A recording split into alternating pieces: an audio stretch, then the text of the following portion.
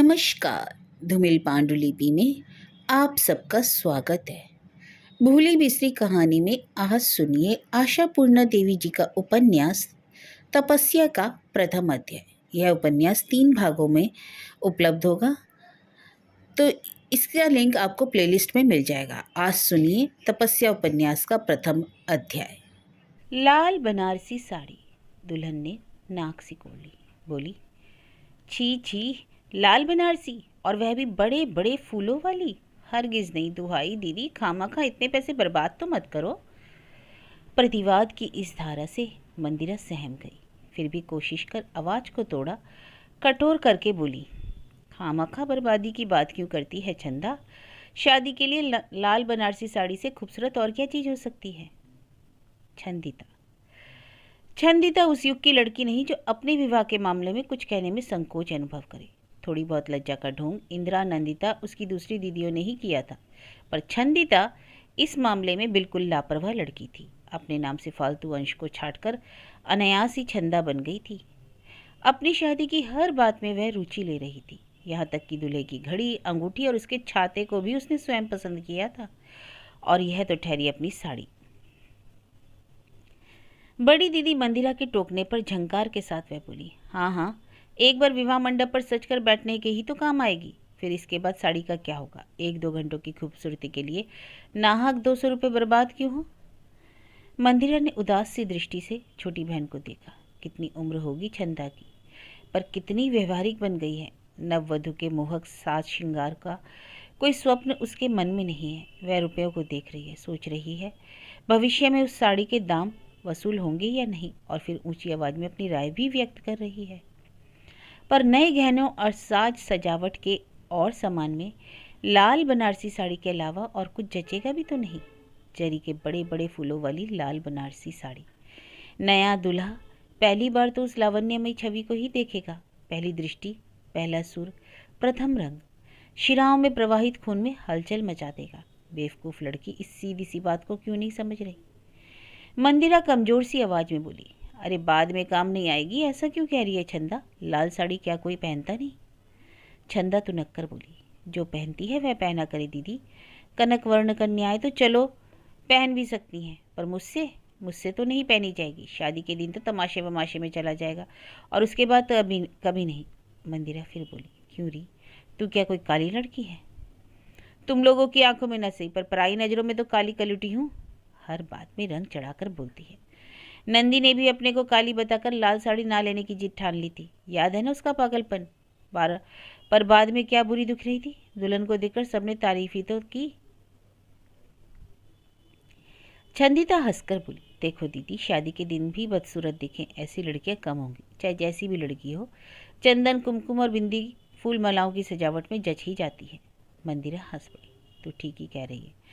मन की खुशी से चेहरा भी बदल जाता है। पर यह बात रहने दे, साड़ी की बात बता। बताया तो, लाल रंग नहीं चलेगा, कोई भी डीप रंग नहीं चलेगा, हल्का सा कोई रंग। मंदिरा, शादी के दिन हल्का रंग क्यों? उस दिन तो गाढ़ा रंग ही ठीक है रे चंदा, यह तो दिन ही कुछ ऐसा है। मंदिरा इस बात को परिहास में ही बोल गई, पर आवाज उसकी गंभीर थी। इस सुर को सुनते ही चंदा हंसकर बोली, कविता छोड़ो दीदी, एक शाम के सेंटीमेंट के लिए अगर तुम्हारे पास 200-400 रुपये फालतू खर्चने के लिए तैयार हैं तो मैं खर्च कर डालो, पर यह निश्चय जान लो, तुम्हारी इस भावपूर्ण अर्थात सीधी बातों में निर्बुद्धि का चमकता प्रमाण दूसरी दीदियों की तरह मेरी अलमारी के कोने में भी विराजमान ही रहेगा। चंदा कुछ ज्यादा ही बोलती है, झड़ कर बहुत सी बातें एक साथ बक जाती हैं, और दीदी को 20 साल बड़ी दीदी की तरह मानती भी नहीं। शायद 20 साल बड़ी थी इसलिए नहीं मानती, इतनी छोटी होने के कारण ही मंदिरा से उसे इतना दुलार और बढ़ावा मिला था। चंदा मंदिरा की लड़की की ही तरह थी, सिर्फ रिश्ता बहन का था। जन्म के साथ ही नवजात शिशु को गोद में उठाना पड़ा था। मंदिरा को आंसू बहाने का अवसर उसे नहीं मिला। चंदा उसकी माँ वंदना की आखिरी संतान थी। चंदा को धरती पर लाते ही वंदना खुद इस धरती से चल बसी थी।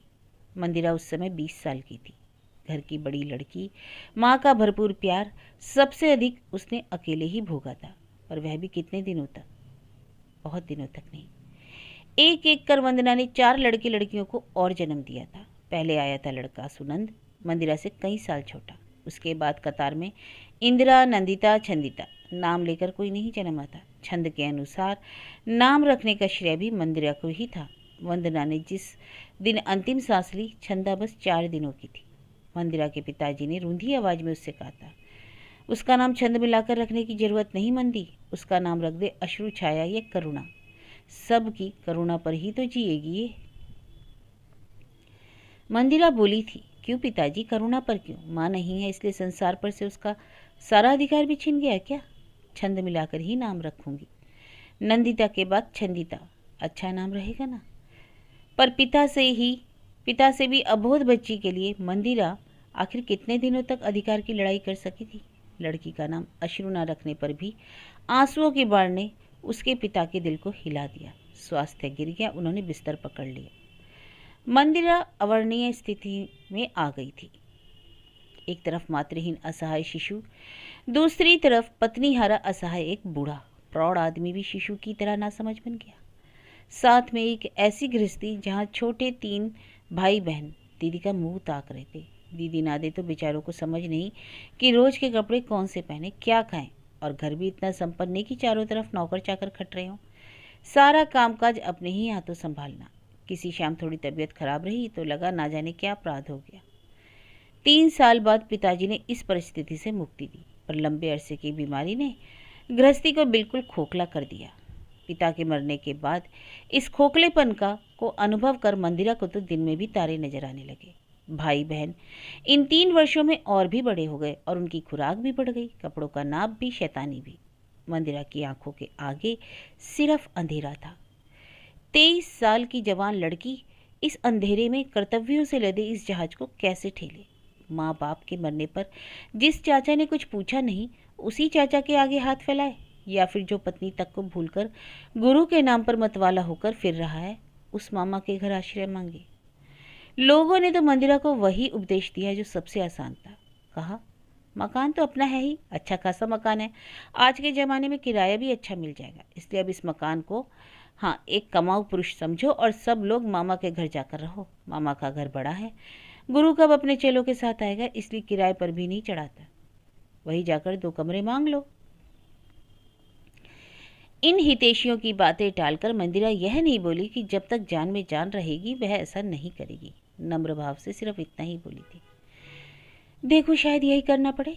यह हितैषी वर्ग पिता के श्राद्ध के अवसर पर आया था अब, और रहना उनके लिए भारी पड़ रहा था। उनसे कुछ बोले, बेटा हमें भी तो अब लौटना पड़ेगा। मंदिरा घबरा कर बोली, हाँ आप ठीक ही कह रहे हैं, अपनी घर गृहस्थी छोड़कर, यही तो बात है। पर बेटी तुम लोगों का? अनभिज्ञ की भांति मंदिरा ने आंखें उठाई। जी, तुम तो अकेली पड़ जाओगी, इस उम्र में अकेली रहोगी, यह तो ठीक नहीं। मंदिरा ने जवाब दिया, अकेली कहाँ, हम 5 जने हैं। 5 जने? इन बच्चों के लिए कह रही हो? बच्चे तो घर की शान है, मंदिरा बोली।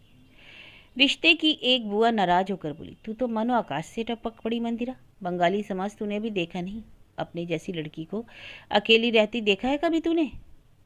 याद नहीं आ रहा है, पर अपनी जैसी हालत भी तो और किसी की नहीं देखी, याद नहीं आता। मंदिरा बोली, तो फिर तुमने अकेले रहने का निश्चय किया है? बुआ ने पूछा। मैंने निश्चय किया है यह सही नहीं, सच तो यह है कि भगवान ऐसा ही चाहते हैं। राम जाने किसी पुरुष अभिभावक के बिना 12 महीने कैसे बिताए जा सकते हैं, यह तो मेरी बुद्धि के बाहर की चीज़ है। बुआ खिसियाई। मंदिरा हंसकर बोली, मेरी भी समझ में नहीं आता, पर क्या करूं, हालत ही कुछ ऐसी है, देखिए क्या होता है। उसी समय से मंदिरा ने सबको अपनी बाहों में समेट लिया था। आज भी उन दिनों की बातें आंखों के सामने तस्वीर की तरह घूम जाती हैं। लगता है ये तस्वीरें सामने की दीवार पर टंगी हैं, केवल आंखें उठाने भर की देर है। नज़र उठाते ही मंदिरा देख सकती है वंदना की आकस्मिक मृत्यु और पिता विजन बाबू को 3 साल का मृत्युशैया का कष्ट। मंदिरा देख सकती है कि आज की छंदा, इंदिरा, नंदिता और सुनंद उन दिनों कितने छोटे छोटे थे। ये तस्वीरें बोल नहीं सकती, पर आज के युग में यह कोई अनहोनी बात तो नहीं। इस युग में तो आश्चर्य शब्द ही आश्चर्य की वस्तु है। पर मंदिरा की घटना से सभी को आश्चर्य हुआ था। तस्वीरें मानो बातें कर उठी। मंदिरा की माँ अंतिम घड़ियां गिन रही थी। अस्पताल का कमरा दवाइयों की तेज गंध से भर चुका था। नर्सें दौड़ रही थी। दूसरे रोगियों के आगे पर्दा रख दिया गया। वंदना मानो आहत पशु की भांति दीवार की तरफ एकटक देख रही थी। वंदना पति को भी नहीं देख रही थी, लड़की की तरफ भी नहीं। उसकी आंखें बस सफ़ेद सुनी दीवार पर टिकी थी। उस दीवार पर क्या लिखा हुआ था? बहुत बार मंदिरा के मन में आया कि उस समय माँ किसकी बात सोच रही थी, किसके लिए उनके चेहरे पर वेदना की छाप इतनी स्पष्ट उभर आई। इस दुनिया में तुरंत आई लड़की की बात सोचकर, या जिस लड़की को दुनिया में सबसे पहले लाई उसकी बात सोचकर? माँ के होठ बोलने की व्यर्थ चेष्टा से 2 बार कांप उठे। अगर वह चेष्टा सफल होती तो माँ क्या कहती? विजन बाबू ने बुझे स्वर में नर्स से पूछा था। उसकी आखिरी बात क्या थी? पत्थर सी आवाज में नर्स बोली थी। अंत में तो डिलीरियम हो गया था। फिर भी उम्र की मर्यादा छोड़ वह विनती के स्वर में बोल उठे थे। उस डिलीरियम की बात ही बताइए न। जब बात बिल्कुल बंद हो गई, उससे पहले की आखिरी बात क्या थी? नहीं कह सकती। फिर होठ दबाकर ऑक्सीजन की नली टेढ़ी करती हुई बोली। पेशेंट के रिश्तेदार कैसे अजीब सवाल कर बैठते हैं? अचानक मंदिरा रुखे स्वर में बोली। उसका कारण यह है कि पेशेंट के रिश्तेदार आप लोगों की तरह पत्थर की पुतलियां नहीं हैं, वे रक्त मांस के जीव हैं। इस आक्रमण के लिए नर्स तैयार नहीं थी। उसकी आंखें चमक उठी, पर नली पकड़े उसके हाथ कांपे नहीं, गला भी नहीं कांपा। केवल दृढ़ आवाज में बोली, सीरियस केस के सामने उत्तेजना पैदा करने के अपराध में मैं आपको बाहर जाने के लिए कहने पर मजबूर हूँ। मंदिरा बेंच पर से उठकर गुस्से में बोली, आप लोगों ने अपने आप को समझ क्या रखा है? अस्पताल का सर्वे सर्वा? मंदी, विजयन बाबू ने धीरे से कहा, अभी झगड़ा फसाद का वक्त नहीं बेटी। मैं झगड़ा नहीं कर रही बाबूजी, कहकर मंदिरा बेंच पर दूसरी तरफ मुंह फेरकर बैठ गई। कर्तव्यरत नर्स ने कर्तव्य में कोई ढिलाई नहीं दिखाई। शायद मनीमन शिकायत का ढांचा बना रही थी। रोगिणी की सांस अचानक तेज से क्षीण होती गई, फिर रुक रुक कर चलने लगी। विजन बाबू दोनों हाथों में से मुंह ढककर बैठे थे। डॉक्टर आए, रोगिणी की तरफ नजर दौड़ाई, फिर दूसरे की समझ में नहीं आए ऐसी धीमी आवाज में नर्स से कुछ कहा। नर्स ने उससे भी धीमे स्वर में कुछ जवाब दिया। डॉक्टर ने भौं तानकर इन लोगों को देखा, फिर बाहर निकल गए। और उसके चंद मिनटों बाद ही वह घटना घट गई, वह निष्ठुर निश्चित चिरंतन घटना। केवल अंतिम मुहूर्त में एक अमानवीय स्वर कमरे की हवा में गूंज गया। विजन बाबू चौंक उठे, मंदिरा चौंक उठी। क्या क्या रोगिणी ने क्या कहा? वह पृथ्वी पर अपनी कौन सी बात छोड़ गई? विजन बाबू हाहाकार कर उठे। नर्स, नर्स, आपने कुछ सुना? इस बार नर्स ने यह नहीं कहा, कैसे अजीब सवाल करते हैं आप, सिर्फ बोली, ठीक से समझी नहीं, ऐसा लगा जैसे कहना चाह रही थी शादी। माफ़ कीजिएगा, आप लोगों को अब बाहर जाना पड़ेगा। 50 के करीब के विजन बाबू ने अचानक बच्चों की तरह हाहाकार कर पलंग पकड़ लिया। बोले, मैं नहीं जाऊँगा, नहीं जाऊँगा। वंदना, तुम्हें यहाँ छोड़कर मैं नहीं जाऊँगा। बाबूजी उठिए। पिता की पीठ पर हाथ रखकर एक तरफ से उन्हें खींचकर मंदिरा बाहर निकल आई। मृत्यु ने पर्दा गिरा दिया था। रंगमंच पर अंधेरा था। दर्शकों को बैठने की जरूरत नहीं। बाहर मंदिरा के चाचा, विजन बाबू के भाई निर्जन बाबू बैठे थे और था मोहल्ले का लड़का अभिजीत। मन को बल मिले इसलिए करीब रोज ही विजन बिहारी उसे अपने साथ लाते।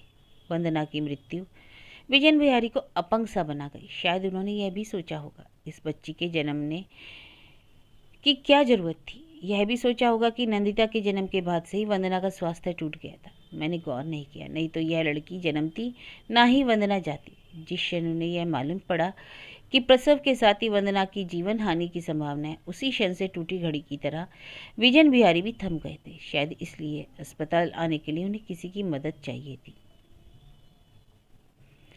पर कितने दिनों तक आ ही पाए? 4 ही दिनों में अस्पताल से फुर्सत मिल गई, पर घर के कामकाज से तो इतनी जल्दी छुट्टी नहीं मिल सकती। अभिजीत सभी कामों में हाथ बटाता। विजन बाबू भी हर काम के लिए उसे बुलाते, बार बार कहते, बेटे अभिजीत, तुम्हारी मौसी तुम्हें बहुत मानती थी। फिर ना जाने क्यों इस बात के साथ ही उनकी आंखें गीली हो जाती। अभिजीत भी धीरे से कहता, मुझे मालूम है मौसा जी। मालूम तो विजन बिहारी को भी था, पर वंदना की मृत्यु के बाद उन्हें इसका ज़्यादा ही आभास हो रहा था। इसलिए हर शाम वह अभिजीत के आने की राह देखते। वंदना के प्यार का लेप मानो अभिजीत पर अब भी लगा हुआ था, इसलिए अभिजीत को देखते रहना भी विजन बाबू को अच्छा लगता। उसके एक दिन भी ना आने पर सुनंद को भेज देते, कहते, देख तो बेटा तेरा अभिदा आज क्यों नहीं आया। मंदिरा कभी कभार कहती, ना आने पर आप बुला क्यों भेजते हैं बाबूजी, आदमी को अपना भी तो कुछ काम रह सकता है। विजयन बिहारी संकुचित हो जाते। कहते नहीं नहीं, अपना काम हर्जा करके मैं उसे आने को थोड़ी कहता हूँ, मौका मिले सुविधा हो तो। मंदिरा हंसकर बोलती, बुला भेजना इसका सबूत नहीं है बाबूजी। मंदिरा की हंसी देखकर विजन बिहारी उदास हो जाते। सिर्फ महीने भर पहले जिसकी माँ गुजर गई है वह किसी बात पर हंस पड़ेगी। विजन बिहारी को यह अजीब लगता। विजन बिहारी के मन में एक और बात के लिए भी दुख था। उनकी ऐसी धारणा थी कि मंदिरा के मन में अभिजीत के लिए थोड़ी कमजोरी है, पर अब लगता था अभिजीत का रोज रोज का आना मंदिरा को पसंद नहीं। यह तो कमजोरी की निशानी नहीं। हालांकि यह कमजोरी अगर थी भी तो सिर्फ कमजोरी बनकर ही रह जाएगी, यह बात भी पक्की थी। क्योंकि अभिजीत विजन बाबू से निम्न वर्ग का था। शादी की बात उठ ही नहीं सकती थी। फिर भी उन्हें लगता लड़का मंदिरा को पसंद है, उसका आना जाना भी उसे अच्छा लगता। पर अब न जाने क्यों उसे भला समझने लगी है। इसलिए तो अभिजीत को बुलवा भेजने पर या उसके आने का आभास पाकर पहले ही मंदिरा पिता से कह देती थी, बाबूजी आप मुझे चाय वाय लाने के लिए मत कहिएगा, दूध बिल्कुल ख़त्म है। बात गड़ी हुई थी, सभी समझ सकते थे। गृहस्थ के घर इस तरह से दूध खत्म नहीं होता कि एक प्याला चाय ना बन सके। 2-4 चम्मच दूध चाय के वास्ते अलग भी रखा जा सकता था, सिर्फ बहाना। विजन बिहारी कहते, रात को मुझे दूध देती है ना उसी में से। तब कोई दूसरा बहाना बनाकर मंदिरा कहती, शाम को चाय का बखेड़ा खड़ा करने पर छोटी मुन्नी को सुलाने में देर हो जाती है, खामखा हंगामे की जरूरत ही क्या है। पर यह बहाना भी विश्वसनीय नहीं था।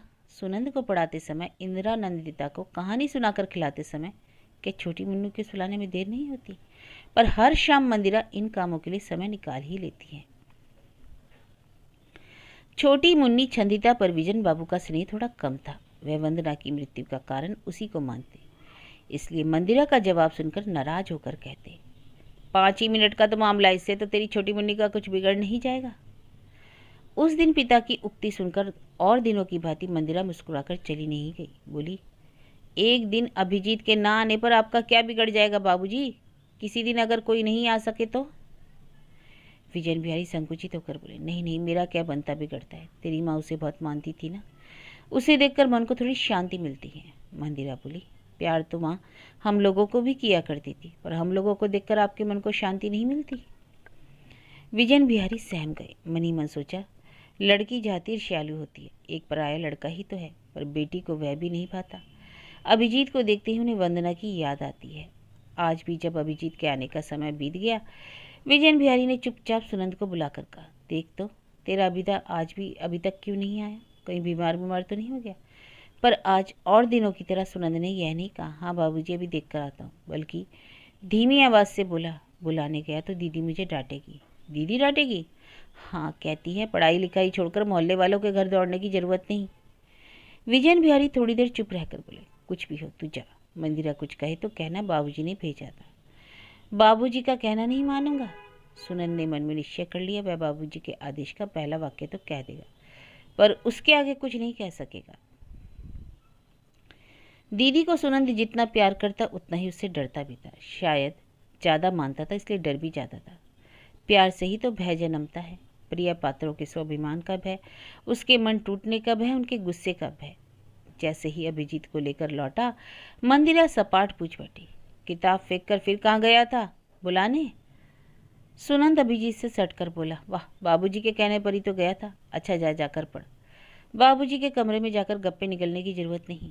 सुनंद झट भाग गया, बच गया बेचारा। नहीं तो क्या पता दीदी गणित के 10 सवालों को हल करने बैठा देती।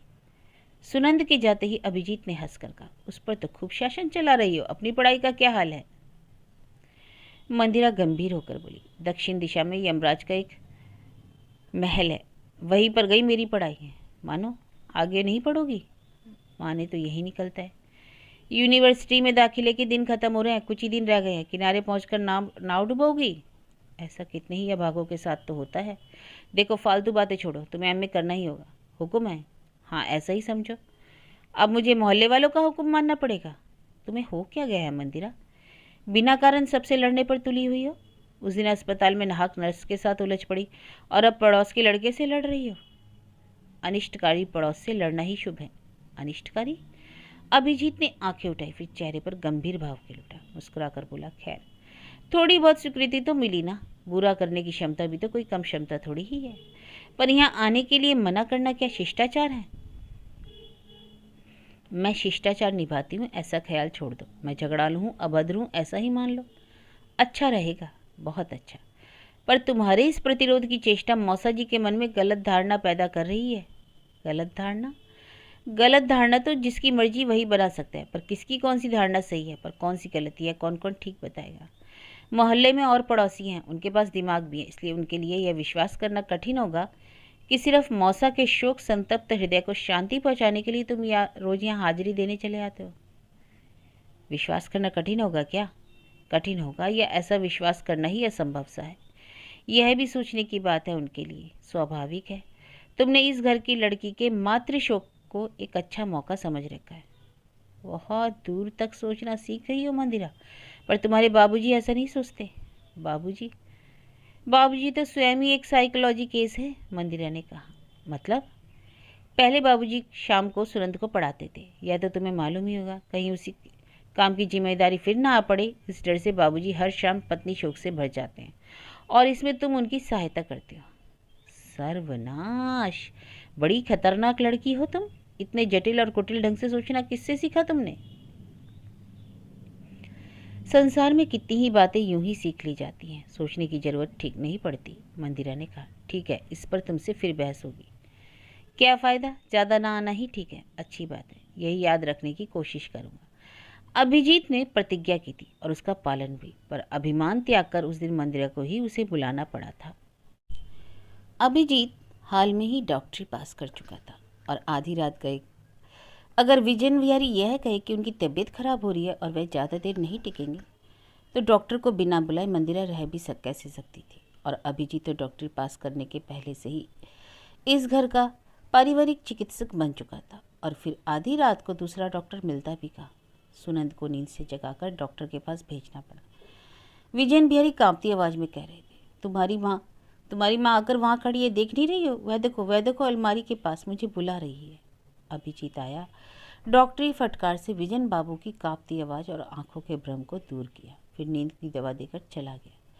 यह बात उसी रात खत्म नहीं हुई। विजन बिहारी बीच बीच में अस्वस्थ रहने लगे। अभिजीत ने कहा था, यह भी एक अजीब किस्म का मानसिक बीमारी है, वे शोक को जिंदा रखना चाहते हैं। मंदिरा नीरस भाव से बोली, रोग निर्णय में कोई नयापन नहीं, जो डॉक्टर नहीं वे भी इसे जानते हैं। शोक, दुख या किसी तरह के कष्ट को मन में जिंदा रखने की इच्छा भी तो एक बीमारी है मंदिरा। हो सकता है, पर घर के दूसरे सदस्यों के लिए तो वह यह भारी पड़ता है। परिस्थिति सचमुच भारी हो उठी। पत्नी वियोग में ली हुई छुट्टी खत्म हो गई, पर विजन बिहारी दफ्तर नहीं गए। छुट्टी बढ़ा ली, पहले आधी तनख्वाह पर, फिर बिना तनख्वाह की छुट्टी, उसके बाद आधी पेंशन पर नौकरी से छुट्टी ले ली। रिश्तेदारों ने बहुत समझाया। मंदिरा और अभिजीत भी जब समझा कर हार गए, तब मंदिरा अपनी बुआ और मौसी को बुला लाई, पर उनके कहने पर विजन बिहारी उदास होकर यही बोले, क्या करूं, मेरा मन टूट गया है, काम काज सब भूल चुका हूं, मेरे तो हाथ पैर ही नहीं चलते। अंत में एक दिन अभिजीत की माई, पुराने किस्म की विधवा महिला, वंदना से दोस्ती थी, पर विजन बिहारी से कभी आमने सामने बात नहीं की। फिर भी आज किवाड़ की आड़ में खड़ी होकर सिर पर आंचल डाले नर्म आवाज में बोली, अभिजीत से सुना है मैंने, पर काम काज छोड़ना क्या अच्छी बात है? काम ही तो मन का अवलंबन है। इतने दिनों तक काम काज में रहकर अब घर बैठने पर मन और भी उदास रहा करेगा। विजन बाबू, मैं सब कुछ समझता हूँ, पर मुझ में अब हिम्मत ही नहीं, मेरी तो सारी शक्ति वंदना के साथ ही चली गई।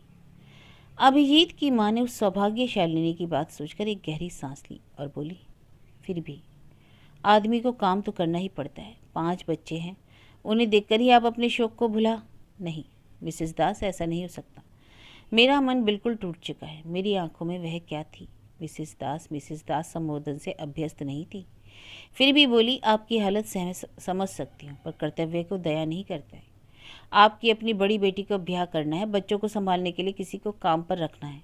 मैं कुछ नहीं कर सकता मिसेस दास। विजन बिहारी तकिए में सिर छिपाकर सिसकियां भरने लगी। अभिजीत की माँ निराश होकर बोली, नहीं मंदरा, मैं भी नहीं समझा सकी, बहुत समझाया, पर वे तो एक ही रट लगाया, मुझ में हिम्मत नहीं। कितना प्यार है अपनी पत्नी पर, तुम्हारी माँ से तो मुझे ईर्ष्या हो रही है।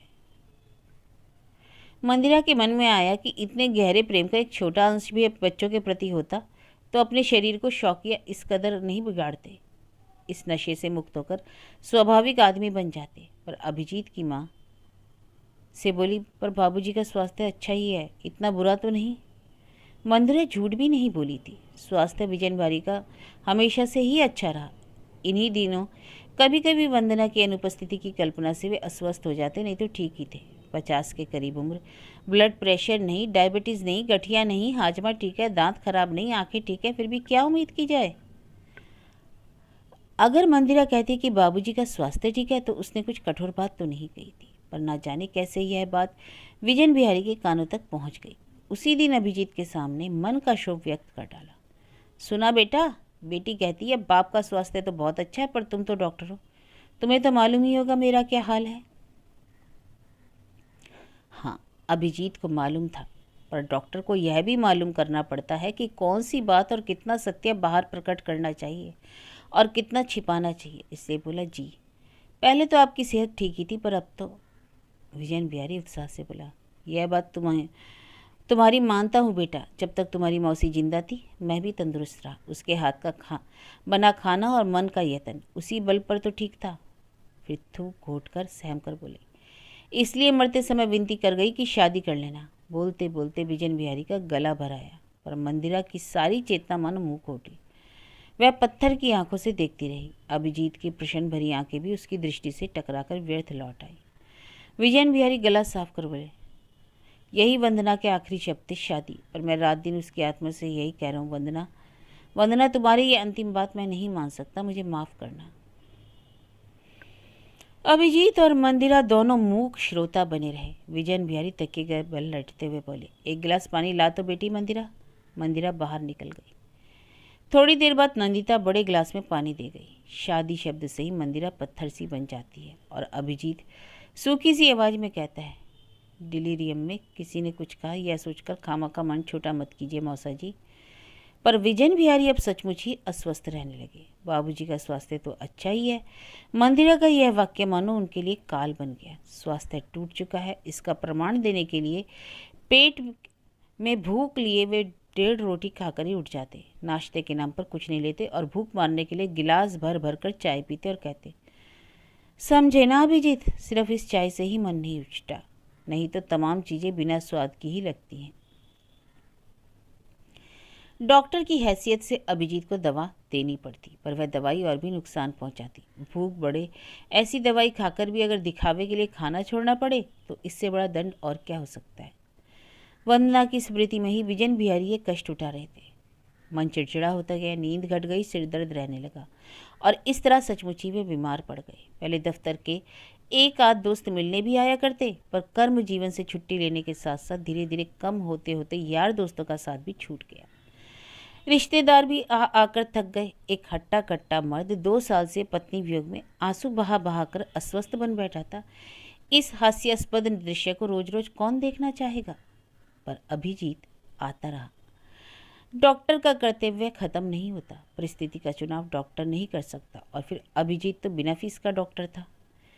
मंदिरा के रिश्ते की एक मौसी कभी कभी कहती, लड़की की शादी के लिए क्या कर रहे हैं विजन। विजन बिहारी इस मौसी से सख्त चिड़े रहते। कभी जवाब टाल जाते, कभी नाराजगी के साथ कहते, उसकी शादी कर देने पर भगवान के इन जीवों की क्या गति होगी, यह सोचा है कभी। मौसी कहती, खाना बनाने के लिए नौकर रख लो, बेटी की शादी तो करनी ही पड़ेगी। इस जमाने में यह कोई खास बात नहीं। यह कहकर विजयन बिहारी करवट बदल कर सो जाते। मौसी भी नाराज होकर चली जाती है। अभिजीत ने मंदिरा से कहा, तुम्हारे बाबूजी की बीमारी का यह हुआ पड़ता ही जा रहा है, मालूम है क्यों। मंदिरा बोली, मालूम है, बिस्तर पर पड़े पड़े मौसा जी कमज़ोर हो गए हैं। हाँ, यही तो वह चाहते थे। रोग के बहाने की जरूरत नहीं। अंत में विजन बाबू गैस्ट्रिक अल्सर के शिकार बन ही गए। जानबूझकर शरीर में रोग पाला है आपने, यह कहकर बाप की आंखों का कांटा ही बना जा सकता था, चैतन्य दायनी नहीं। मंदिरा भी बाप की आंखों का कांटा बन गई। विजन बिहारी नासमझ बनते गए, लोभी बन गए, चुरा छिपाकर खाकर मौत को नज़दीक खींच लाए। वंदना मृत्यु के पूर्व एक अधूरे वाक्य को छोड़ गई थी। विजन बिहारी उस कमी को पूरा करने लगे। मंदिरा के लिए जो जी में आए बकने लगे। कहते, स्वार्थी मंदिरा छोटे भाई बहनों को छोड़कर शादी कर लेगी, कुत्ते बिल्ली जैसा हाल होगा बच्चों का। अब तक तो पेंशन का पैसा आ रहा था, अब वह भी बंद हो जाएगा, भूखे मर जाएंगे ये बाल बच्चे। एक दिन मंदिरा निष्ठुर की भांति बोल ही पड़ी, बच्चों के भविष्य के लिए और कुछ दिन पहले यही सोचते बाबूजी। विजय बिहारी मंदिरा के निष्ठुर चेहरे को देखकर गुस्से में बेहोश हो गए। पिता के मरने के बाद कई बार मंदिरा ने सोचा कुछ बातें ना कहना ही शायद उसके लिए उचित था। बाबूजी की बीमारी बनाई हुई थी, यह गलत धारणा उसके मन में बैठ गई थी। मानसिक बीमारी भी तो बीमारी ही है, पर वह कर भी क्या सकती थी, वह भी तो मनुष्य ही थी। मात्रहीन अबोध लड़के लड़कियां और मानसिक रोगग्रस्त एक प्रौढ़, पैसों के अभाव के बीच इस गृहस्थी का भार एक 22-23 साल की लड़की कैसे ढो रही थी, यह तो बहुत बड़ी बात थी। मंदिरा ने आत्महत्या नहीं कर ली, यही उसकी बहादुरी थी। पिता के मरने के बाद गृहस्थी का रूप थोड़ा बदला। निरंतर विद्रोह और वितृष्णा के बाद लड़ाई खत्म हुई। मंदिरा के जीवन का दूसरा पहलू धूमिल पड़ गया। अभिजीत उसके लिए अस्पष्ट होता गया। उसके जीवन में उसकी कोई प्रत्यक्ष भूमिका नहीं रही। मंदिरा ने सख्त हाथों से गृहस्थी को बांध लिया। भाई बहनों को मोहल्ले के स्कूल में दाखिल करवा दिया और अपने मकान के नीचे के तल्ले में बच्चों के लिए एक स्कूल खोल दिया। छंदिता उस स्कूल की पहली छात्रा थी। यह बुद्धि भी मंदिरा की ही थी। स्वयं कहीं जाकर नौकरी करे यह असंभव सी बात थी। बच्चों को कौन देखता, दोनों समय खाना बनाकर कौन उनके मुंह के आगे रखता, और 3-4 साल छोटी शरारती इस छंदिता को कौन संभालेगा। मंदिरा ने स्कूल का नाम रखा कमल कली। दूर के रिश्ते की मौसी कभी कभी अपने बहुओं से लड़ाई हो जाने पर यहाँ दोपहर बिता जाती थी। उस मौसी ने ही एक दिन कहा, हाय राम, तो तू शादी नहीं करेगी? मंदिरा हंसकर बोली, जरूरत क्या है? सुनो बात, शादी की जरूरत और बेजरूरत होती है। शादी के लिए ही शादी होती है। जीवन कैसे कटेगा? क्यों? औजारों की कोई कमी है? चाकू, छुरी, हंसुआ, कितना कुछ तो है। अजीब बात है, मैं उस काटने की बात थोड़े ही कर रही हूँ। रहने दे, आजकल की लड़कियाँ बड़ी स्वच्छंद और वाचाल बन गई हैं। पर यह बता, तूने यह स्कूल या पाठशाला जो भी खोला है वह अपने माँ बाप में से किसी के नाम पर क्यों नहीं खोला? माँ बाप का नाम? हाँ, आकाश से क्यों गिर रही है? ऐसा ही तो लोग करते हैं। वंदना बालिका विद्यालय नाम क्यों नहीं रखा? माँ के प्रति श्रद्धा व्यक्त होती। मंदिरा दूसरी तरफ देखकर बोली, केवल बालिका ही तो नहीं मौसी, बालक भी हैं। और सच पूछो तो बालक बालिकाएं ही नहीं, यहाँ तो सिर्फ बच्चे पढ़ते हैं। मौसी नाराज होकर बोली, बात एक ही है, नाम पर कौन इतनी सूक्ष्मता से विचार करता है? नाम बदलकर माँ के नाम पर रख देना। मंदिरा बोली, सोचूंगी। पर कमल कली पाठशाला अपने नाम से ही चलती रही। नाम तो कोई बुरा नहीं, अर्थ व्यंजक है। मंदिरा ने अभिजीत से कहा, जिसके सामने वह हमेशा से ही अपनी निरंकुश राय जाहिर करती आई थी। वैसे इधर इनकी भेंट कभी कभार होती थी। विजय बिहारी की मृत्यु के बाद अभिजीत ने इस घर में आना करीब करीब छोड़ ही दिया था। पारिवारिक चिकित्सक का दायित्व भी अपने चैम्बर में बैठकर ही निभा लेता। बच्चों की खांसी या पेट दर्द का इलाज ही तो करना था। सुनंद रोगी को पकड़कर चैम्बर तक पहुंचा देता। भगवान की कृपा से किसी को कोई बड़ी बीमारी नहीं हुई। विजय बिहारी इस संसार का बोझ हल्का कर गए थे। मंदिरा एक तरह की खुशी में ही दिन काट लेती थी। हल्का जोशीला सा आनंद। घर में कोई बीमार नहीं होता, इसलिए डॉक्टर को बुलाना नहीं पड़ता। यह कोई अफसोस की बात है? ऐसा सोचने की बेवकूफ़ी मंदिरा नहीं करती। और डॉक्टर के मकान और अपने मकान के बीच के मैदान में एक बड़ी सी बिल्डिंग ने दोनों घरों को अलग कर दिया। इस बात को लेकर भी वह अफसोस करे? मंदिरा इतनी नासमझ भी नहीं थी। छत पर बैठकर दृष्टि को दूर तक फैला दे, इतनी फुर्सत भी उसे नहीं थी। बल्कि उस नई बिल्डिंग के अनगिनत घरों के बच्चों ने जब स्कूल में दाखिला लिया तो मंदिरा को लाभ ही हुआ। प्रख्यात डॉक्टर अभिजीत दास कभी कभी स्कूल के किसी जलसे में सभापति या प्रधान अतिथि का निमंत्रण पाकर आता था, क्योंकि मंदिरा कहती थी, समझा ना सुनंद, किसी डॉक्टर को हाथ में रखने का फ़ायदा ही होता है, नहीं तो बाद में पहचानेगा भी नहीं। जब से नाम बड़ा है, अभिजीत तो चौखट तक नहीं लांघता। इधर डॉक्टर मंदिरा से कहता है, तुम्हारे स्कूल का नाम ही अर्थ भरा है, अर्थ लाता भी है, क्यों? मंदिरा के लावण्य से भरपूर 23 साल कब के खो गए थे। उसके कंठ की झंकार भी अविरल बोल बोलकर शिशु पाठ पढ़ाकर सूख चुका था, पर आंखों में चमक अब भी थी। बोली, बुरा होने पर खुश होते, मोहल्ले वाला कहता ऐसा ही होता है। मंदिरा की आंखें धधक उठी। बोली, सिर्फ मोहल्ले वाले ही क्यों? उस दिन मेरे साधु मामा अपने किसी गुरु भाई की लड़की को भर्ती करने आए थे। फीस सुनकर जनेऊ तोड़कर अभिशाप देना ही बाकी रखा। कलयुग में तपस्या की ताकत नहीं तो उसी वक्त जल जाती। जलने लगे वे खुद। बोले, बित्ते भर के बच्चों के लिए 15 रुपये फीस? यह तो गले पर चाकू चलाना है। भली माँ की बेटी होकर पक्की बनिया बन बैठी। यह सोचकर ताज्जुब हो रहा है। अभिजीत हंसकर ही बोला, तुमने क्या कहा? क्या कहती? चाकू जाकर कहाँ कहाँ लगा यही समझने की चेष्टा कर रही थी। अभिजीत चारों तरफ ताक कर बोला, अच्छा, यह घर इतना बड़ा क्यों दिख रहा है? इतना ही बड़ा था क्या? मंदिरा हंस पड़ी, बोली, चलो छोटी सी बात नज़र तो आई, घर बड़ा है, साथ में जो छोटा सा कमरा था फालतू सामान से भरा हुआ, उसमें कूड़ा करकट हटाकर बीच की दीवार तुड़वा दी। अभिजीत बोला, दीवार तोड़कर कूड़ा हटाकर खुला कमरा बनाने की क्षमता क्या सिर्फ ईंट काट तक ही सीमित रहेगी? मंदिरा, ईंट काट ही अच्छा है, प्रतिवाद की भाषा नहीं जानते। स्कूल के प्रतिष्ठार्थी जलसे के चीफ गेस्ट के पास बैठकर धीरे धीरे बातचीत करे, कोई नई या आश्चर्य की बात नहीं थी। छात्र छात्राओं के अभिभावक ध्यान नहीं देते, वे अपने बच्चों की कविता, अभिनय, नाच गाने में ही मस्त रहते हैं। प्रधान अतिथि धीमी आवाज में बोलता है, तुम्हारे व्यवहार से मैं हैरान हूँ, इतने सुख में ही इतने सालों में एक बार बीमार तक नहीं पड़ी। मंदिरा बोली, इतने मरीज हैं तुम्हारे पास, इतना नाम है, फिर भी मरीजों के लिए कंगालपन क्यों? उचित फीस देता ही कौन है, कहो? मुझे भी ताज्जुब लगता है कि ऐसे नामी डॉक्टर की किस्मत की मन लायक एक भी रोगिणी नहीं जुटी। यही तो बात है। यह जो बीच की बिल्डिंग है, इससे तुम्हें बहुत फ़ायदा है। तुम्हें भी तो कुछ कम फ़ायदा नहीं पहुंचता। जो हमारे विद्यार्थी हैं वे तुम्हारे रोगी, साथ में उनका परिवार भी। करीब 52 फ्लैट है ना? 52 नहीं 72, तब तो और फ़ायदा है। अंत में पुरस्कार बांटे गए। प्रतिष्ठार्थी ने सभी को धन्यवाद दिया। संपादक ने स्कूल का विवरण पढ़ा। संपादक था सुनंद, मंदिरा का छोटा भाई। हाल ही में बीएससी की परीक्षा दी थी, उसकी छुट्टी के अनुसार ही यह प्रोग्राम रखा गया। अभिजीत बोला, सुनंद तुम्हें बहुत सहायता करता है ना? सुनंद मेरा दाहिना हाथ है। मंदिरा कोमल स्वर में ही बोली, उसी के भरोसे तो इस काम में हाथ डाला। कितना साता वह उस समय, इसके बाद क्या करेगा? इच्छा तो बहुत कुछ है, मंदिरा बोली, पर हिम्मत कहाँ। विदेश भेज सकती तो वह होने से रहा। किसी ग्लास फैक्ट्री में घुसाने की कोशिश में हूँ, बाद में संभवतः फैक्ट्री ही विदेश भेज दे। एक के बाद एक गणित के हल की भांति सब तय कर रखा है, अभिजीत बोला, पर स्लेट के किसी कोने में एक सवाल का अभी भी हल नहीं निकाला तुमने। मंदिरा ने धीरे से आंख उठाई, बोली, वह तो छुट्टी का टास्क है। सुनंद को अपने पैरों के बल खड़ा कर दो, तब तो छुट्टी मिलेगी। सुनंद तुमसे 7-8 साल छोटा है ना? मंदिरा अप्रतिभ होकर भी हंसी, बोली, समय तो कट ही रहा है। हाँ, समय तो कट ही रहा है। मंदिरा ने तो मौसी को कहा ही था कि काटने वाले औजारों की कमी नहीं। स्कूल के सभी जलसों में डॉक्टर बाबू की माँ की हैसियत से अभिजीत की माँ को भी निमंत्रण पत्र मिलता था। चद्दर ओढ़कर वृद्ध महिला आती भी थी।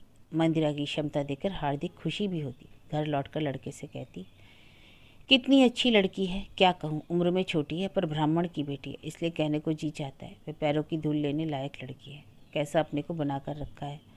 अपनी आंखों के में से सब देख रही हूँ। बाप की सेवा, जापे की बच्ची को बचा लेना और भी 3 को पालना कोई आसान काम तो नहीं। एक दिन के लिए भी किसी से सहायता नहीं मांगी, ना पैसों की ना किसी और चीज़ की। बाप तो एक तरह से सड़क पर छोड़कर ही गया था। कहते कहते अभिजीत की बूढ़ी माँ उत्तेजित हो गई। अभिजीत हंसकर बोलता है, माँ तुम तो इतना नाराज़ होकर कह रही हो जैसे मैं तुम्हारी किसी बात का प्रतिवाद करता हूँ। नाराज़ क्यों होंगी बेटा? कह रही थी लड़की के गुण कितनों की आंखों में खटकते हैं। मंजू की माँ कह रही थी अपनी कोशिश से थोड़े ही इतना होता है, जरूर किसी की सहायता मिलती रहती है। अभिजीत ने माँ की तरफ देखा, सरल विश्वास का चेहरा, प्यार और ममता से भरा हुआ। अभिजीत बोला, तुम्हारी उस मंजू की माँ की तो दूरदृष्टि है, मानना तो पड़ेगा। अरे मैंने भी उसे डपट दिया, बड़ा गुस्सा आ गया था। कहाँ क्या लुक छिप कर हो रहा है तुम्हें कैसे मालूम? उस बार वह कहती है सब कुछ क्या देखने के बाद ही जाना जाता है। अभिजीत की माँ मंदिरा को सचमुच ही प्यार करती थी। बोली, देखा तूने सब कुछ कितना जचा कर रखा है, सचमुच ही स्कूल सा लगता है। गजब हो जाएगा माँ, ऐसी बात उसके सामने मत कहना, अभिजीत ने हंसते हुए कहा। अरे वाह, उससे तो मैं पहले ही कह चुकी है, प्रशंसा की बात नहीं कहूँगी। अच्छा ही किया। क्या कहा सुनकर? बोली, सचमुच का स्कूल बन सके इसी कोशिश के लिए प्रण किए बैठी हूँ मौसी। ऐसी लायक लड़की की शादी नहीं हुई, अपनी घर गृहस्थी कुछ नहीं। अभिजीत की माँ ने लंबी सांस छोड़ी। अभिजीत ठहाका मारकर बोला, तुम भी माँ बड़ी वो हो, उसके लिए तो शिकायत नहीं करती, सारा दोष मुझे ही देती हो। तुम्हारे माँ बाप को तुम्हारा नाम सुमति न रखकर दुष्टमती रखना चाहिए था। सुमति भी हंसकर कहती है, तू तो ऐसा ही कहेगा, तेरे साथ उसकी क्या बराबरी। माँ बाप की गृहस्थी के झमेले में पड़कर बेचारी को ब्याह करने का फुर्सत नहीं मिली और फिर देख सुनकर उसकी शादी का इंतजाम भी कौन करेगा? शैतान कहेगा। अपने साथ अपनी बराबरी करता है, तेरे जी में कौन सा झमेला है बोल? क्या कहती है माँ? झमेला कुछ नहीं, सारी दुनिया के मरने जीने की समस्या क्या कोई झमेला नहीं है? रहने भी दे, फिर तो दुनिया का कोई डॉक्टर शादी नहीं करेगा। अच्छी बात है माँ, तुम्हारे आगे हार मान दो। तर्क में हार मानने से फ़ायदा क्या? मेरी इच्छा के आगे हार माना कभी? किसी लड़की को देखने तक को तो तुझे भेज नहीं पाई। सुमति का कंठ भरा है। अभिजीत ने हंसकर कहा, एक तरह का इंजेक्शन निकला है माँ, रोते बच्चे बच्चियों का इलाज किया जाता है, उससे सोच रहा हूँ कि तुम पर भी उसका प्रयोग करूँ। सुमति झल्ला उठी, पर वह भी मानो इस जीवन से अभ्यस्त हो गई थी। इस निर्मल एकाकीपन में, एक छत्र दायित्वहीन हल्की गृहस्थी में, अब लड़के की शादी की बात पर अवचेतन में थोड़ा भय ही होता था कि क्या पता कौन सी विपत्ति है। फिर भी आदत के मुताबिक शादी की बात उठाती और आदत के अनुसार गला भी रुक जाता। उधर विजन बिहारी और वंदना की गृहस्थी की तो बिल्कुल काया ही पलट हो गई। पहचानना मुश्किल था। वंदना के समय के मैले बिस्तर, फटे तख्तपोश, फटी मसैरी ने नई चीज़ों के लिए जगह छोड़ दी थी। अब सभी कमरों में सस्ती पर परिष्कृत चीज़ें थीं। मंदिरा के चाचा चाची कभी कभार आते, कर्तव्य में कमी नहीं दिखाते। पिता के श्राद्ध के समय मंदिरा को फल मिठाई भेजी, सुनंद को नहाने के बाद नए कपड़े दिए और मंदिरा को बहुत बार पूछा भी कि अब वह क्या करेगी। क्या करेगी मंदिरा उस दिन जवाब नहीं दे सकी थी, पर क्या किया है वह जवाब बनकर आज आंखों के सामने था। चाचा चाची जलसे के दिन भी आए थे। चारों तरफ नज़र दौड़ाकर चाची ने पूछा था, गोदरेज की यह अलमारी नई ली है ना? मंदिरा, हाँ, पर कई दिन हो गए। चाचा हंसकर बोले, स्कूल से खूब पैसे बना रही हो ना? उफ, आजकल नर्सरी क्या खोला, प्रबंधकों की बस चांदी हो जाती है। 15, 20, 25 तक फीस देना कोई मामूली बात है? एमए पढ़ते समय भी मैं इससे कम ही फीस देता था। चाची अवहेलना के साथ बोली, और फिर पढ़ाई लिखाई भी तो कुछ नहीं होती। देख ही रहे हो, मंदिरा की पाठशाला में खेल ही तो ज़्यादा होता है। खेल खेल में पढ़ाया जाता है, इसका मतलब खेल ही तो है। इसके माने खेलने के लिए 20 रुपये, क्या फ़ायदा? और चाचा हंस उठे। निर्जन बिहारी। चाची चुप रहना जानती नहीं, बोली, फ़ायदा? फ़ायदा किसे पहुंच रहा है दिख ही रहा है। एक बार दीदी और जेठ की गृहस्थी की बात सोचो, तब और आज में क्या फ़र्क आया है। इसके बाद तो सुनंद की कमाई भी जुड़ेगी। खामखा तुम सरकारी गौशाला में खींचते रहे, इससे तो अच्छा होता कि स्कूल खोलते। बिना खर्च बिना मेहनत भविष्य बन जाता। पत्नी की बात सुनकर चाचा थोड़ा सहमे, बोले, बिना खर्च? बिना खर्च कह सकती हो, पर बिना मेहनत कैसे कहा जा सकता है? बेचारी को क्या कम मेहनत करनी पड़ी है स्कूल चलाने के लिए? चाची होठ उलट कर बोली, 2 मंजिल से उतरकर नीचे तल्ले पर नौकरी, सज धज कर थोड़ी देर आ बैठना, यही तो नौकरी है ना? मंदिरा बोली, हाँ चाची, और नहीं तो क्या। जलसे के बाद चाय वाय का झमेला निपटाने पर मंदिरा लेट गई। चाची चिल्लाकर बोली, अरे ओ मंदिरा, तेरे बालों में क्या चमक रहा है? अरे बाल पक गए। बाल पकने की उम्र नहीं थी मंदिरा की, फिर भी काले बालों में के गहन अरण्य में से चाची ने एक सफ़ेद बाल निकाल ही दिया। चाची के मन का बोझ थोड़ा हल्का हुआ। बोली, तेरी शादी तो अब होने से रही, बाल तो सफ़ेद हो गए तेरे।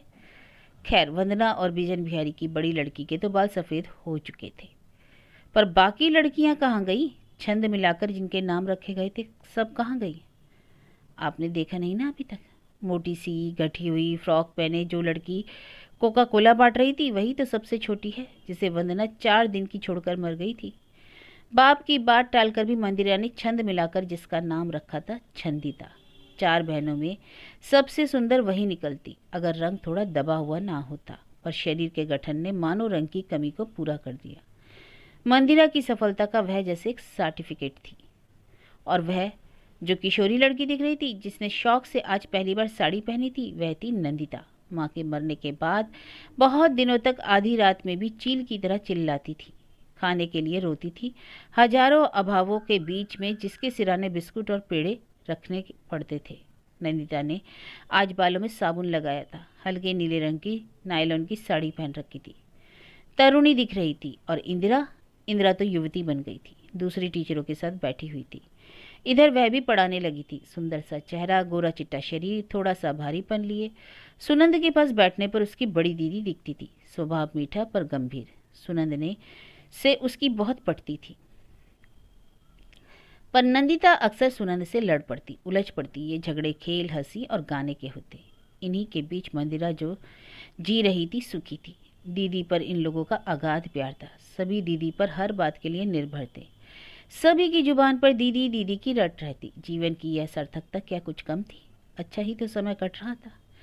चाचा चाची के रहते ही वे सभी उठकर ऊपर आ गए। सुनंद के हाथ में रविंद्रनाथ की बड़ी सी तस्वीर थी, इंदिरा के हाथ में एक फूलदान, नंदिता और छंदिता के हाथ में पूजा के फूल, शांति जल, धूपदान और मंगल कलश।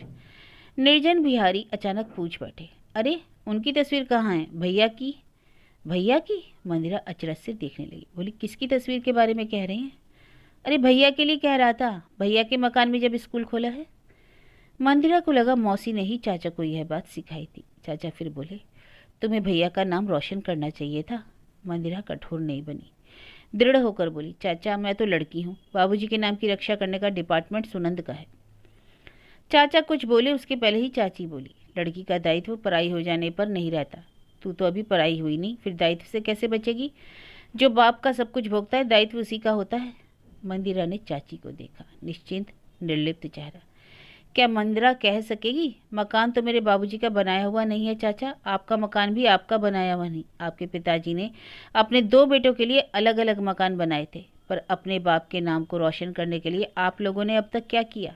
पर नहीं, मंदिरा तो झगड़ा करना जानती ही नहीं थी, इसलिए चुप ही रही। चाची बोली, इंदु तो उम्र के लिहाज से ज़्यादा बड़ी दिखती है। मंदिरा धीरे से बोली, हाँ उसकी बनावट ही कुछ ऐसी है। बहनों में इंदु ही सबसे गोरी है। इसके बाद एक बार और चाय पीकर वे लोग विदा हुए। केवल जाते समय चाची ने अपने अधिकार की बात सुनाई, इंदु सुनंद यह देख मंदिरा के सिर से क्या निकला है। पका हुआ वह बाल चाची ने सबकी आंखों के आगे फैलाकर दिखाया।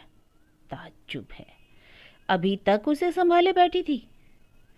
उनके जाते ही इंदिरा गंभीर होकर बोली, ऐसे आदमियों की भी खातिर तुम कैसे करती हो दीदी, मैं हैरान रह जाती हूँ। मंदिरा थकान भरी हंसी हंसकर बोली, कैसे नहीं करूँ रे, यही तो इस दुनिया में सब हमारे सबसे अधिक अपने हैं। किसी भी जन्म में दुनिया में कोई भी अपना न रहे वही अच्छा। तुम्हारे सफ़ेद बाल को देखकर खुशी से मानो उछल रही थी। अरे यह तो तेरे मन का भ्रम था। ठीक है, वे बड़े महान व्यक्ति हैं, हम ही पापी हैं जो नहीं समझते। अरे बाबा, सारा मूड खराब कर दिया ना। तभी नंदिता ने आकर दोनों हाथों में दीदी को थाम लिया। आह्लाद भरी आवाज़ में बोली, दौड़ी दौड़ी आ रही हूँ यह जानने के लिए कि गाना कैसा हुआ, साड़ी पहने कैसी दिख रही हूँ, बताओ ना दीदी, गाना कैसा लगा? बहुत बढ़िया, छोड़ मुझे दम घुट रहा है। मंदिरा बोली, बस दम घुट गया? और मोटी छंदा जब तुम्हारी गोद में बैठती है तब? दीदी देख रही हो, हर समय मोटी मोटी कहना अच्छा नहीं लगता। छंदा झल्ला उठी, मोटी को मोटी नहीं कहूँ तो क्या बांस की पत्ती कहूँ? ठीक है, तेरी जैसी मरकुट्टी कौन सा अच्छी दिखती है? फिर भी मंदिरा ने दिखावटी डांट सबको पिलाई। बोली, भैया बैठा यह भी नहीं देखती? अर्थात भाई के सामने रूप चर्चा की जरूरत ही क्या? नंदिता इस डांट की परवाह किए बिना बोली, ओ भैया, कितने बड़े भैया हैं? सुनंद, दीदी तुम्हारे सामने ही यह वाचाल उठती है तो फिर मुझे कौन मानेगा? पर खाना पीना कब होगा? तुम्हारे स्कूल के हल्के जलपान से तो पेट में चूहे दौड़ रहे हैं। वाह रे मुन्ना, दीदी तुम्हें चाहिए कि सुनंद के गले में दूध की एक बोतल लटका दो, नंदिता ने राय दी। तू चुप रह, कहकर मंदिरा उठ पड़ी। भूख लगना स्वाभाविक था। सुबह से ही सुनंद खट रहा था, कई दिनों से ही खटना पड़ रहा था। जलसा चाहे छोटा क्यों ना हो, मेहनत तो होती ही है। सुनंद ने दीदी से पूछा, तुम्हारे स्कूल के जलसे के उपलक्ष्य में खाना तो कुछ जुटेगा ना? मंदिरा हंसकर बोली, तुझे तो बस एक ही चिंता है, मिलेगा रे। फिर रसोइये से पूरी उतारने को कहा। इस व्यस्तता में मंदिरा के मन में सफ़ेद बाल की ग्लानि ना जाने कब मिट गई। रसोई घर तो वही पुराना था, सिर्फ रसोइया बदल गया था। एक छोकरा नौकर भी था। स्कूल के हिसाब के खाते पर उसका नाम चढ़ा हुआ था। स्कूल सुबह का था, उसके बाद वह घर का कामकाज कर लेता था। अर्थात मंदिरा के घर में रसोइया भी था, नौकर थे, यहाँ तक कि बर्तन मांजने वाली पुरानी नौकरानी को भी उसने नहीं छुड़ाया था। भाई बहनों को अब मंदिरा रोटी सब्जी के बदले डबल रोटी, मक्खन, केक, बिस्कुट खिला सकती थी। मन होने पर पूरी रबड़ी भी खिलाती।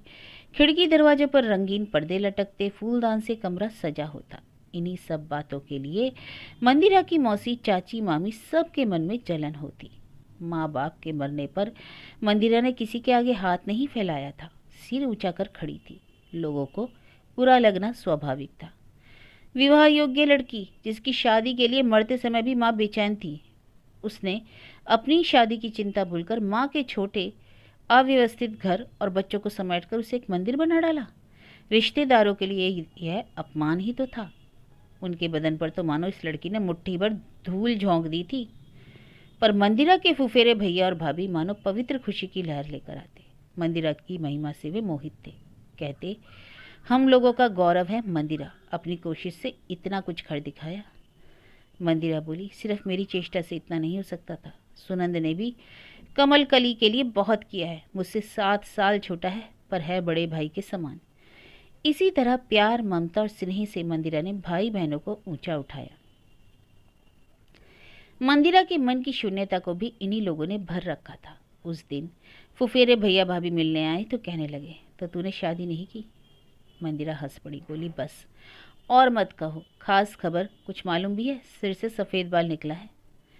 मीरा भाभी डपट कर बोली, रहने दे अपनी खास खबर। सुना तो था कि कहीं तेरे लिए कुंवारा बुढ़ा भी बैठा है, निराश अभागा प्रेमी। मंदिरा सूखे चेहरे से बोली, धत भाभी चुप भी करो, कहीं कोई सुन लेगा। सब पक्के उस्ताद हैं, पकेंगे क्यों नहीं। देश में सिनेमा नहीं, पत्र पत्रिकाएं नहीं, बाजार बस्ती में रस भरे गाने नहीं बजते क्या? और बालिग और नाबालिग का भेद तो कब का ख़त्म हो चुका है।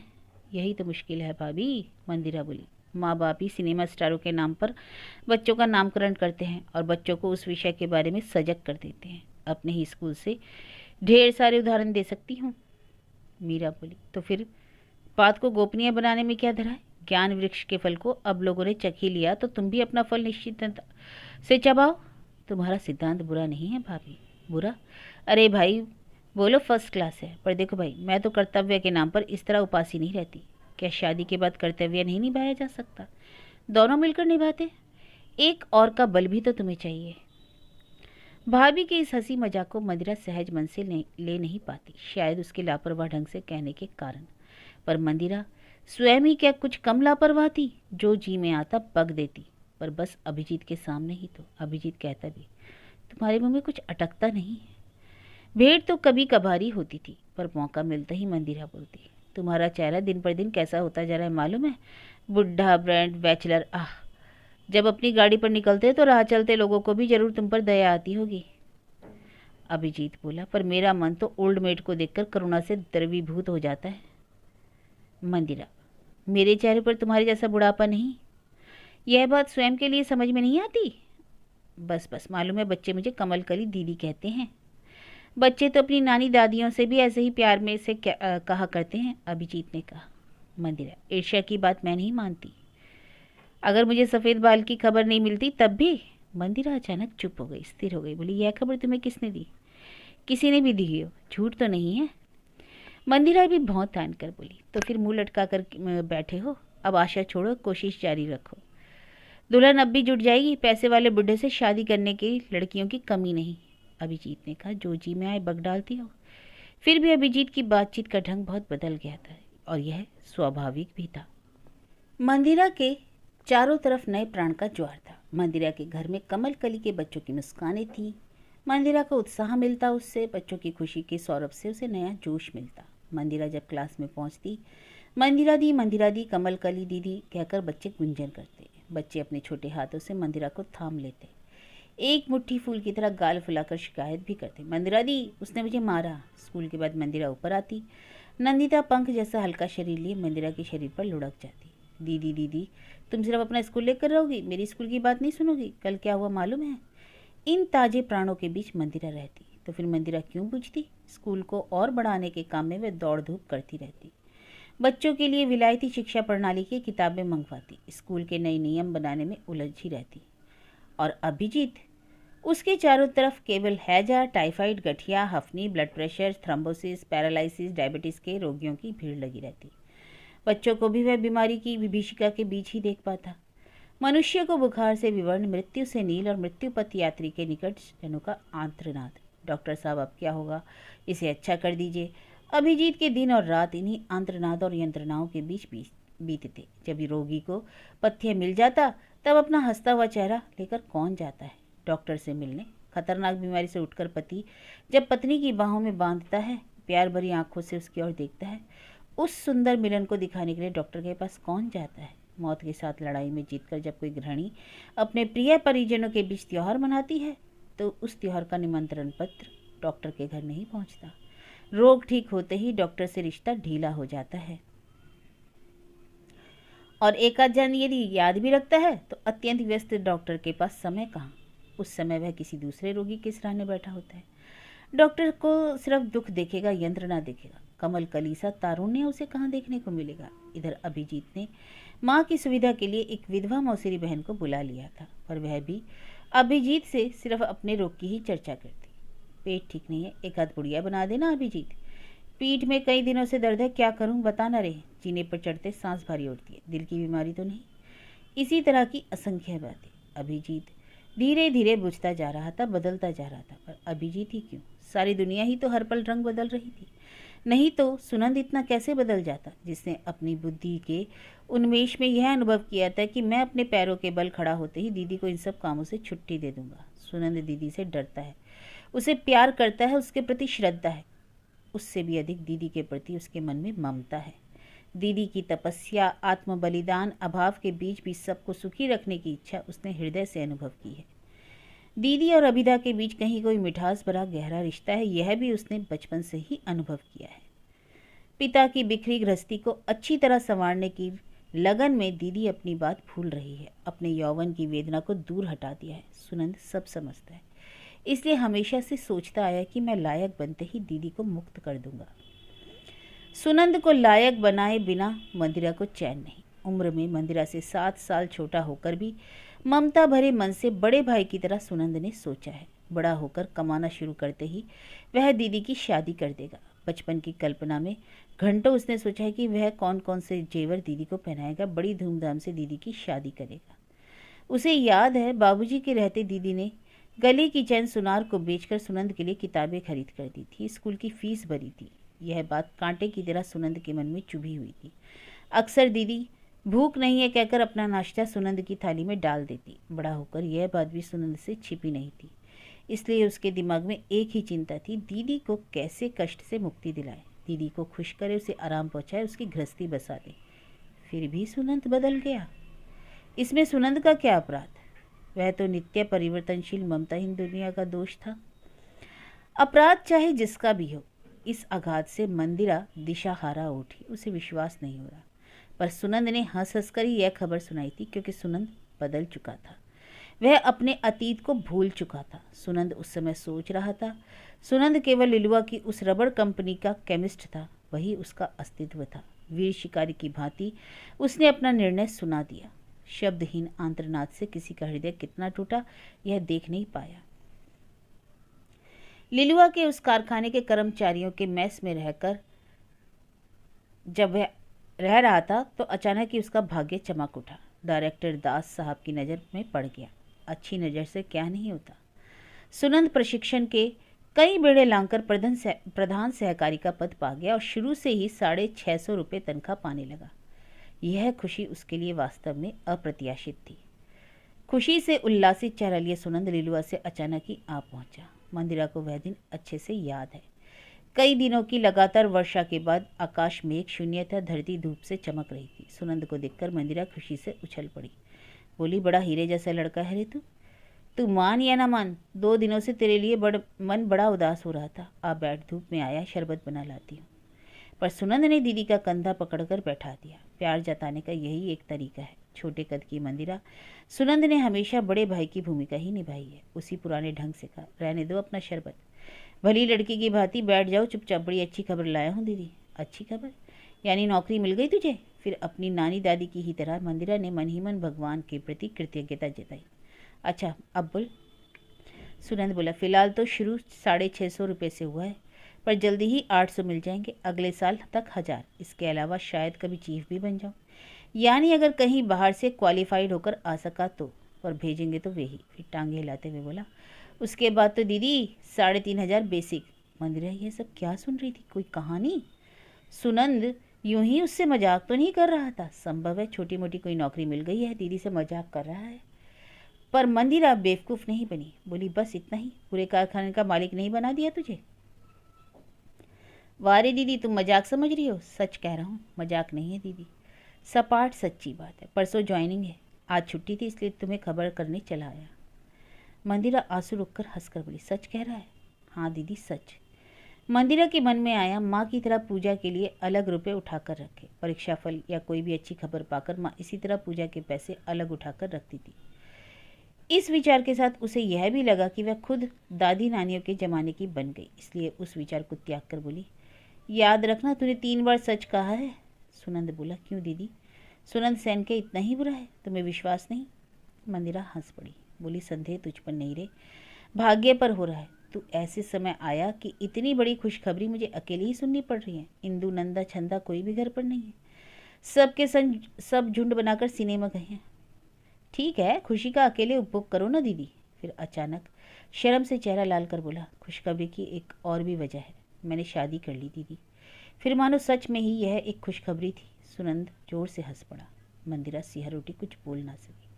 सिर्फ 25 वर्ष का सुनंद किस भयंकर लोभ के आगे आत्मसमर्पण कर बैठा, और इसलिए अब जोरों की हंसी हंसकर अपनी लज्जा ढकने की कोशिश कर रहा था। बोला, क्यों दीदी, तुमने तो बिल्कुल चुप्पी साध ली, विश्वास नहीं हो रहा? बात सच है, यहाँ तक कि मुझे भी अब तक विश्वास नहीं होता।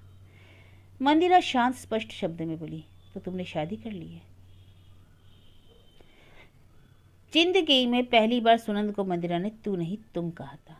संबोधन से सुनंद के कानों को धक्का लगा, पर तुरंत ही उसकी 650 रुपये की सत्ता सचेतन हो उठी। बोला, हाँ, जल्दी में करनी ही पड़ गई। उसके बाबूजी यानी दास साहब को अचानक जापान जाना पड़ा। जाने के पहले ही वे झंझट को निपटाना चाहते थे, इसलिए जल्दबाजी में तुम लोगों को खबर नहीं कर सका। हालांकि तुम लोगों के पुराने फैशन के पुरोहित और हज्जाम वाली शादी नहीं हुई है। रजिस्ट्री ऑफिस में 45 मिनट में शादी खत्म, दास साहब ने कहा था। मंदिरा बीच में ही बोली, शरबत नहीं तो कम से कम थोड़ी चाय तो लेगा? सुनंद अब यह नहीं कह सका, पीऊँगा बाबा पीऊँगा, तुम घबराओ नहीं, उन लोगों को आने तो दो। यह भी नहीं कह सका, क्यों इतनी खाने पीने की बातें कर रही हो, बहू कैसी है पूछो भी तो। और यह भी नहीं कह सका, ना जाने दास साहब ने खामखा क्यों जल्दी मचाई। 3 महीने के बाद जापान से लौट आने के बाद शादी करने से पता नहीं क्या बिगड़ जाता। सुनंद सिर्फ धीरे से इतना ही कह सका, चाय? हाँ, चल सकती है। मंदिरा चाय बनाने के लिए चली गई। एक प्याली चाय बनाने में क्या मंदिरा बुढ़ी बन गई? सुनंद को लगा चाय के नाम पर दीदी अनंत युग से नीचे बैठी हुई है। क्या हीटर खराब हो गया, स्टोव का तेल खत्म हो गया, या चूल्हे में आंच नहीं थी? मंदिरा की चाय लाने से पहले ही बाकी बहनें शोर मचाती हुई सिनेमा से लौट आई। भैया आया है, अरे वाह। बाहर जूता देखकर ही समझ गई। बाप रे, क्या फर्स्ट क्लास जूता खरीदा है भैया ने, खूब फैशन बढ़ाया भैया का। सीढ़ियों पर से ही शब्दों का तूफान खड़ा करके वे कमरे में आ पहुंची। तब तक मंदिरा चाय ला चुकी थी। सहज स्वर में पूछा, हाथ मुंह धोएगा? अरे तीनों चुड़ैलों, सुन, 2 खुशखबरी सुनने को है।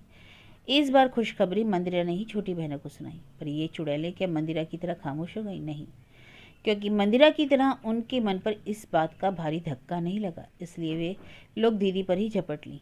बोली, भैया ने शादी कर ली और उस खबर को खुशखबरी समझकर तुम मीठी आवाज़ में बता रही हो? छी छी, सुनकर शर्म से तो हमारा सिर झुक गया।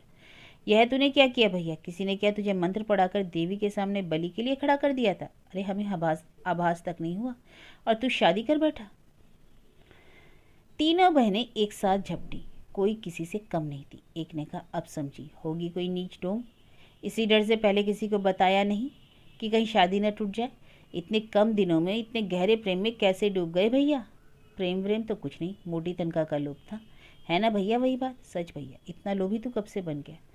देखने में भी जरूर कोई भूत नहीं होगी, नहीं तो डायरेक्टर साहब को क्या पड़ी थी कि किसी सीखने वाले कर्मचारी को पकड़कर नौकरी में तरक्की देकर दामाद बना ले।